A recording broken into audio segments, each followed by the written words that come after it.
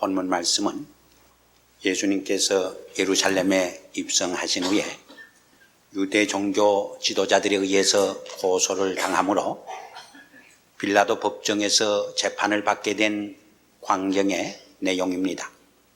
유대 종교 지도자들은 여러 가지 거짓 죄명을 씌워서 예수님을 고소를 했던 것입니다. 이것을 어느 정도 잘 알고 있는 빌라도는 예수님이 자기의 무죄를 변명하고 자기의 무죄를 주장할 줄 기대를 했습니다. 그러나 예수님은 그러한 부조리와 모순 속에서도 그러한 억울한 죄명을 쓰시고도 한마디 변명을 하시지 아니하고 끝까지 침묵을 지키셨습니다. 이것을 본 빌라도는 기히 여기더라 마가복음 기자는 기록을 해주고 있습니다.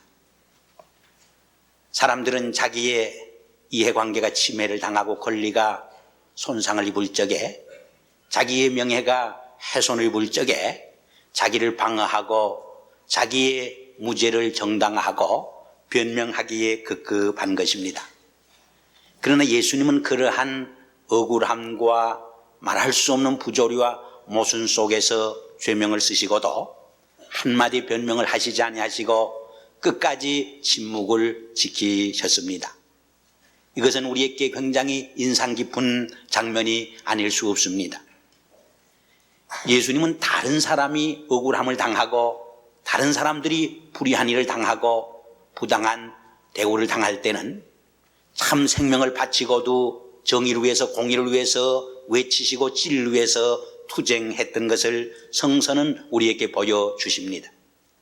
그러나 자기 자신이 억울한 일을 당하고 자기 자신이 죄명을 쓰셨을 때는 오히려 한마디 변명도 하지 아니하고 침묵을 지켰던 것입니다. 일찍이 700년 전 이사야 선지는 이사야 53장 7절에서 이러한 예수님의 침묵의 모습을 예언하시기도 했습니다. 그가 곤욕을 당하여 괴로울 때도 입을 열지 아니하였으니 마치 도수장으로 끌려가는 양과 털 깎는 자 앞에서 잠잠한 양처럼 그가 입을 열지 아니했다고 예언을 했던 것입니다. 그럼 어떻게 그러한 억울함과 누명을 쓰시고도 침묵 속에서 조용히 서 계실 수 있었던 것입니까? 그것은 인간을 참으로 정죄하고 심판하시는 분은 오직 하나님 한 분이라고 하는 것을 분명히 알고 계셨기 때문입니다. 하나님만이 나의 옳음을 이해하시고 판단해 주신다고 하면 세상에서 사람들이 무엇이라고 말한다고 할지라도 죄명을 쓰고 억울한 일을 당한다고 할지라도 아무 두려울 것이 없다고 하는 믿음을 가지고 사는 크리스찬들은 어떠한 역경과 환경 속에서도 침묵 속에 평안한 삶을 살아갈 수 있는 것이 크리스찬의 자세라고 말할 수 있습니다. 왜냐하면 진리는 언제나 드러나는 법이요 진실은 언제나 밝혀지는 때문입니다. 설령 이 세상에서 분명히 밝혀지지 않는다고 할지라도 하나님 앞에 서는 날 하나님의 진리의 빛 아래서 모든 모순과 부조리는 밝히 판단을 받고 심판을 받을 것이기 때문입니다. 침묵은 금이요 웅변은 은이라는 말이 있습니다. 맑은 샘물에 얼굴이 비치듯이 침묵을 지키고 있는 마음, 침묵을 지키고 있는 시간에 하나님의 형상이 우리의 마음속에 비치는 것입니다. 고요히 침묵을 지키고 있는 시간은 우리의 내적 삶이 풍요해지고 우리의 속사람이 얼마나 살쪄가는 시간, 축복의 시간인지 알 수 없습니다. 그러나 내가 이만큼 똑똑하다고 입을 벌려 떠드는 동안 우리가 올라가는 것이 아니라 내려가는 것을 수없이 경험을 합니다. 내가 높이 평가를 받는 것이 아니라 오히려 내가 주책이 되고 얼간이가 되는 꼴을 우리가 얼마나 경험을 합니까? 그래서 잠언 저자는 잠언 10장 19절에서 말이 많으면 허물을 면키 어려우나 그 입을 제어하는 자는 지혜가 있느니라 했습니다. 13장 3절에서는 입을 지키는 자는 그 생명을 보존하나 입술을 크게 벌리는 자에게는 멸망이 있느니라 경고하기도 했습니다. 참으로 높은 인격, 고상한 삶, 경건한 인생을 살아가는 사람들은 함부로 입을 벌려 떠들지 않습니다. 가볍게 붓을 놀려 다른 사람을 중상하고 모략하지 않습니다. 오히려 침묵 속에서 더 많은 인생의 진리와 교훈을 말합니다. 침묵은 말보다 더 강한 법입니다. 말 많은 것을 이기고 쓸데없는 말을 이기는 것은 상대방보다 더 많은 말을 하는 것이 아니라 침묵 속에서 응답하는 자세입니다. 변명보다 침묵이 얼마나 값진 것인지 알 수 없습니다. 잘못을 해놓고 많은 말로 변명하는 사람처럼 매력이 없는 사람이 없습니다. 오히려 자기의 잘못을 침묵 속에서 받아들이는 사람처럼 오히려 멋있는 사람이 없는 것을 우리는 경험합니다. 저는 가끔 설교할 적에 이 시간을 오히려 침묵으로 메꾸었으면 좋겠다고 하는 생각을 할 때가 수없이 많습니다. 오히려 진리를 설명하느라고 저도 힘들고 말씀을 듣는 회중도 혼돈을 불러일으킬 때가 얼마나 많습니까? 그리고 한 걸음 더 나가서 하나님의 값비싼 진리의 말씀을 오히려 값싼 말씀으로 타락시키고 전락시키고 오히려 왜곡시키는 때가 얼마나 많이 있습니까? 최상의 것은 말로 설명할 수 없는 것이라고 괴테는 말했습니다. 진리는 말로 설명될 수 있는 것이 아닙니다. 진리는 그 자체대로 이해를 해야 하는 것입니다. 진리를 우리가 설명하노라고 하면은 비슷한 것이 되고 맙니다. 모조품이 되고 맙니다. 여기에서 가짜가 나오고 사이비 종교가 나오고 사이비 진리가 생성되어지는 것입니다. 참으로 슬플 때는 할 말이 없는 법입니다. 참으로 기쁠 때도 할 말을 잃어버리는 것입니다. 무언의 지경에 도달하는 것입니다. 그러므로 초상집에 가서 드릴 수 있는 최상의 인사가 무엇입니까? 할 말이 없습니다 하는 인사가 최상의 인사가 되어집니다.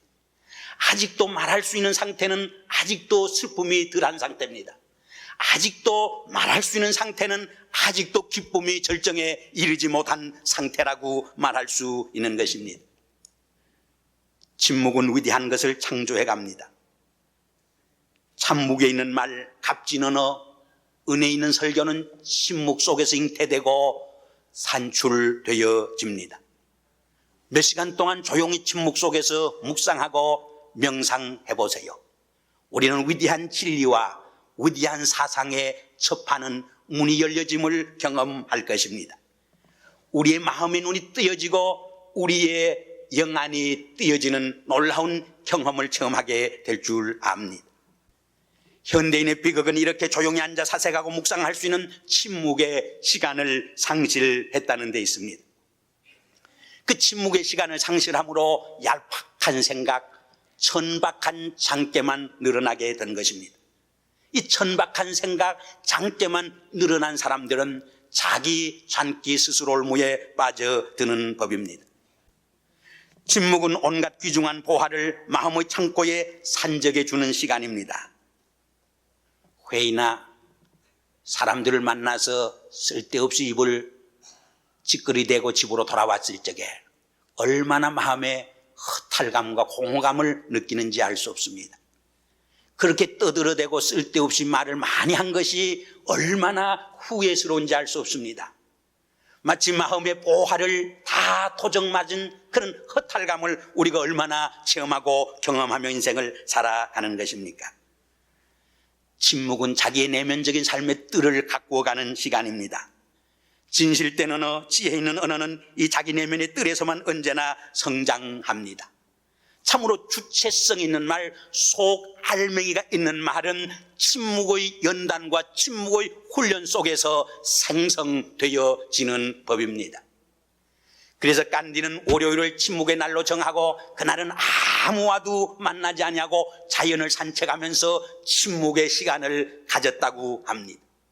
그의 큰 사상, 깊이 있는 사고, 그의 유명한 무저항주의 운동은 바로 이러한 그의 침묵의 산물이었던 것을 그 누구도 부인할 수 없는 것입니다. 예수님은 누구보다도 이 침묵의 위력과 침묵의 효과를 너무나 잘 알고 계셨던 것입니다. 우린 성서에서 예수님의 침묵의 많은 교훈을 접할 수 있는 것입니다. 그 중에 한 예를 든다고 하면은 요한복음 8장에 보면은 가늠하다가 현장에서 잡혀온 한 여자를 바리새인들이 예수님께 끌고 와서 예수님께 어려운 질문을 제기했습니다. 모세의 율법에 의하면은 이 여인을 돌로 치라고 했는데 당신은 무엇이라고 말할 수 있겠습니까? 모세의 율법대로 돌로 치라고 한다고 하면은 사랑의 주님으로 오신 그리스도에 대한 자신의 모순성을 드러내는 일입니다. 그러나 돌로 치지 말고 석방하라고 하면은 모세의 율법을 어기는 범죄를 행하게 되는 딜레마에 빠지게 되는 것입니다. 이렇게 저렇게 할 수 없는 궁지 속에서 주님은 조용히 침묵을 지키셨습니다. 땅에 무엇인가 글씨를 쓰고 계셨습니다. 얼마의 침묵의 시간이 흘러갔습니다. 조용히 예수님은 입을 열어서 너희 중에 죄 없는 자가 돌로 치라고 말씀을 했습니다. 예수님께서 입이 없어서 곧바로 말씀하지 않은 거 아십니다. 예수님께서 하실 말씀을 상실했기 때문에 응답을 하시지 않은 것이 아닙니다. 침묵 속에서 저들의 마음을 변화시키기 위함이었습니다. 침묵 속에서 저들의 양심을 바꿔놓기 위함이었습니다. 침묵 속에서 그들의 손에 쥐어진 돌로 이 여인을 치는 것이 아니라 그들 자신을 칠 수 있게 만들기 위함이었습니다. 양심의 가책을 느낀 군중들은 돌을 하나하나 놓고 다 물러가고 만 것입니다. 우리가 예수님의 인격을 배우고 삶을 배우기 위해서는 먼저 예수님의 침묵의 교훈을 배워야 합니다. 예수님의 침묵의 삶을 터득해야 합니다. 야고보는 혀를 자갈 물리는 사람은 자기의 온몸을 다스릴 수 있는 사람이라고 말을 했습니다. 침묵의 교훈을 터득한 사람은 자기의 인격과 자기의 삶과 자기의 생활을 통제할 수 있는, 절제할 수 있는 비결을 터득한 사람이라고 하는 말입니다. 속에 든 것이 없는 사람일수록 소리가 큽니다. 병에 물을 가득 채우면 소리가 나지 않습니다. 그러나 반쯤 채우면 찰랑찰랑 소리가 납니다. 우리의 인격도 꼭 마찬가지입니다. 수도사가 영적 생활이 깊이 들어가면 갈수록 부드럽게 말할 뿐만 아니라 걸음걸이가 조심스러워진다는 말이 있습니다. 말이 침묵으로 바뀐 곳에 신앙은 성장합니다. 나의 말이 침묵으로 바뀔 때 하나님의 음성은 비로소 들려오기 시작합니다. 왜냐하면 하나님의 말씀은 침묵의 온상에서 더욱 잘 성장하는 법이요, 침묵의 나무에서 풍성한 열매를 맺는 법이기 때문입니다. 제가 가나다에 있을 적에 어느 날 신방을 한 번 갔습니다. 오랫동안 교회에 나오지 않아서 선생님 왜 교회에 안 나오십니까? 그랬더니 그분의 대답이 의미심장합니다. 교회 나가려고 해도 말이 너무 많아서 겁이 나서 교회 나가지 못합니다. 그 말을 들으면서 저는 그분에게 이렇게 타일렀습니다. 그저 말이 많은 것이 인생살이 아니요, 그 재미에 우리가 살아가는 것이 아닙니까? 그렇게 권면했지만은 그분의 그 말이 지금까지도 제 귓전에 울려옵니다. 교회에 나가고 싶지만은 말이 너무 많아서 겁이 나서 나가지를 못합니다. 교회에 나가고 싶지만은 너무 말이 많아서 겁이 나서 교회에 나가지 못합니다. 그 말이 사실이라면 먼저 믿는 우리의 책임이 얼마나 큽니까? 재직된 우리에게 얼마나 도전적인 말입니까? 먼저 믿는 크리스찬들에게 얼마나 찌름을 주는 하나님의 음성이 거기 담겨 있는 것입니까? 어떤 분이 그런 말을 하는 것을 들었습니다. 성도들의 주고받는 전화의 대화를 다 녹음을 해서 1년 동안 연말에 가서 그것을 털어놓고 들어본다고 하면은 참 재미가 날 거라고. 하나님을 찬양하고 하나님께 영광을 돌리며 하나님의 이름을 높이는 은사보다, 다른 사람을 격려하고 다른 사람을 칭찬하고 다른 사람에게 희망을 안겨주고 사랑의 언어보다, 다른 사람을 헐뜯고 다른 사람을 비난하고 다른 사람을 중상하고 다른 사람을 모략하는 말로 가득 찼다고 하면은 얼마나 부끄러운 일이겠습니까? 아마 그 이야기를, 그 대화를 듣는 자기 자신이 기절초풍할 것이라고 그는 묘사를 했습니다. 근데 우리 하나님께서는 그 대화를 지금 듣고 계십니다. 그 녹음기를, 그 전화의 대화를 듣고 계시는 것입니다. 그 이야기를 들으면서 우리 하나님께서 얼마나 가슴이 아프시겠습니까? 얼마나 실망하시겠습니까? 얼마나 좌절감을 느끼시겠습니까? 얼마나 민망함을 느끼시겠습니까? 사실 입술의 침묵보다 마음의 침묵은 더욱 중요한 것입니다. 하나님은 우리의 입술의 침묵뿐만 아니라 입술의 대화뿐만 아니라 우리의 마음의 대화와 마음의 침묵까지 다 들고 계시는 하나님이십니다. 사실 이 마음의 침묵을 지킬 줄 아는 삶 속에 하나님과 깊은 영적 사귐과 교제가 이루어지는 영적 삶으로 성숙해감을 우리는 체험하게 됩니다. 중세기에 아주 유명한 수도사 한 분이 있었습니다. 그는 교회에다가 광고하기를 오늘 저녁에는 장엄한 하나님의 사랑에 관한 설교를 하겠다고 온 성도들이 빠짐없이 올 것을 권고했습니다. 많은 회중들이 큰 기대감을 안고 장엄한 하나님의 사랑에 관한 메시지를 설교를 듣기 위해서 입추의 여지가 없이 교회당에 모여왔습니다. 날이 저물 무렵 이 수도사는 촛대 앞으로 가서 촛대에 불을 붙이고 예수님이 나를 위해서 우리를 위해서 십자가에 못 박혀 돌아가신 그 십자가 상으로 서서히 걸어갔습니다. 그리고 아무 말 없이 그 촛불로 나를 위해서 못을 박히신 그 고통당하시는 예수님의 발에다가 비추었습니다. 그리고 창으로 옆구리를 찔리신 그 상처에 예수님의 그 몸에다가 촛불을 개었습니다. 그리고 다시 손으로 옮겼습니다. 그리고 마지막으로 가시관을 쓰시고 피를 흘리며 십자가성에서 고통을 당하시고 운명하신 예수님의 그 이마에 촛불을 비췄던 것입니다. 이것이 그의 설교의 전부였습니다. 한마디의 설교 언어도 외치지 않았지만 거기에 수많이 모인 성도들이 나를 위해서 주님이 고통을 당하시고 살을 찢기시고 피를 흘리시며 운명하신 그 고통을 기억하면서 그 사랑과 그 십자가의 희생의 죽음의 감격에서 눈물을 흘리고 있었던 것입니다. 수많은 말의 어느 구사보다 그 침묵의 설교가 거기 모인 모든 심중의 마음을 사로잡았습니다. 예수 그리스도의 속죄의 죽음이 얼마나 크다고 하는 것을 그들에게 생생히 증거해 주고 있었던 것입니다. 저는 종종 우리 신교에 너무 설교가 많다는 생각을 많이 해볼 때가 있습니다. 너무 설교를 많이 들어서 우리의 귀가 무디어졌고 우리의 마음이 길바닥처럼 이제는 감각을 상실했습니다. 피리를 불어도 춤출 줄 모르고 애곡을 해도 통곡할 줄 모르는 무감각한 심령들이 된 것이 우리라고 하면 잘못된 표현이 되겠습니다.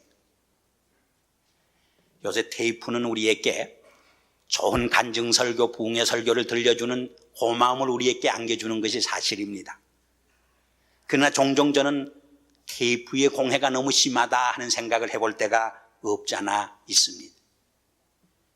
어느 집사님이 제게 들려주던 이야기가 지금도 생생히 기억납니다. 많은 성도들이 교회당에 오면서도 좋은 설교를 카세트 테이프를 통해서 듣고 온다는 것입니다. 그리고 교회당에 와서 앉아서는 우리 목사님이 테이프의 설교보다 더 잘하나 못하나 점수를 매기고 앉았다는 것입니다. 평가를 하고 앉았다는 것입니다. 그런 예배 속에 살아있는 하나님의 메시지는 전달될 수 없는 것입니다. 차라리 침묵의 무언의 설교가 더 우리의 심령을 꿰뚫고 우리의 삶을 변화시키는 파워풀한 메시지가 될 수 있음을 우리는 알고 있습니다. 믿음은 침묵 속에서 살아있는 하나님의 음성을 듣는 삶을 말하는 것입니다. 그러기에 침묵은 더 위대한 설교입니다. 인간의 말이 아닌 하나님의 살아있는 음성이 울려 퍼지기 위해서는 우리의 말을 멈추고 침묵 속에서 하나님의 세미한 음성을 기다려야 하기 때문입니다. 그 침묵 속에서 들려오는 세미한 하나님의 음성이 우리의 양심을 꿰뚫고 우리의 삶을 바꿔놓고 우리의 죄를 고백해 하고 우리의 삶을 송두리째 변화시키는 능력의 말씀이 되어질 수 있는 것입니다. 헨리 뉴안이라고 하는 유명한 교수가 운디드 힐러라고 하는 상처받은 치유자라고 하는 글을 썼습니다. 예수님은 십자가상에서 상처를 입고 피를 흘리며 돌아가셨는데 그 상처받은 예수가 우리의 모든 상처를 치유해주는 치유자가 되신다는 뜻입니다. 이분이 한 말 중에 침묵은 세 가지 깊은 뜻과 역할을 한다고 설명을 했습니다. 첫째로 침묵은 우리로 하여금 위대한 순례자를 만든다고 했습니다. 순례자는 진리를 추구하고 탐구하는 사람들입니다. 진리를 탐구하기 위해서는 나의 말을 멈추고 침묵 속에서 하나님의 음성을 들어야 하는 때문입니다. 두 번째로 침묵은 우리에게 내면적인 불꽃을 보존시켜 준다고 말을 했습니다. 그가 말하는 내면적인 불꽃은 성령의 불꽃을 의미하는 것입니다. 밥을 할 적에 너무 성미가 급해서 밥솥 뚜껑을 자꾸 열면은 밥이 섭니다. 밥이 익어지지 않습니다. 우리가 침묵 속에 입을 깊숙이 다물고 있을 적에 우리의 속사람이 성숙해지는 것입니다. 침묵 속에서 우리는 하나님의 성령의 불꽃을 끄지 아니하고 불태워 갈 수 있는 것입니다. 그러나 입을 자꾸 열 적에 우리의 내면적인 성령의 불꽃이 꺼지고 맙니다. 입은 우리의 입의 문입니다. 우리의 입을 열 적에 우리의 마음의 보화를 도적들이 들어가서 다 도적질하게 되는 것입니다. 세 번째로 침묵은 우리로 하여금 참으로 어떻게 말할 것인가를 가르쳐 준다고 말을 했습니다. 되게 말을 많이 하는 분들 보면은 꼭 말을 해야 할 그때 가서는 할 말을 하지 못하게 됩니다. 그러나 참으로 침묵의 훈련을 받은 분들은 참으로 필요한 그 말을 그때에 하게 되는 것입니다. 우리가 참으로 경건된 말, 지혜로운 말, 진리의 말, 생명의 말을 외치기 위해서는 침묵의 뿌리를 깊이 내린 말을 할 수 있을 적에 우리는 하나님께 영광을 돌리고 한 공동체를 구원시키고 치유하는 능력의 말을 할 수 있게 되는 것입니다. 침묵의 뿌리를 내리지 못한 말을 하게 될 적에 개인의 심령을 상처내고 한 공동체를 상처내는 값없는 얄팍한 말을 하게 된다고 하는 것입니다. 참으로 값있고 경건한 말은 침묵 속에서 숙고되고 정화된 말이기 때문입니다. 사순절을 맞이해서 우리는 예수님의 이러한 침묵을 배워야 하겠습니다. 예수님의 침묵을 통해서 예수님의 그 고귀한 인격과 삶을 터득하고 훈련 쌓아가는 계절이 되게 해야 하겠습니다. 이런 은혜와 축복이 이 시간 우리와 함께 하시기를 주의 이름으로 기원합니다.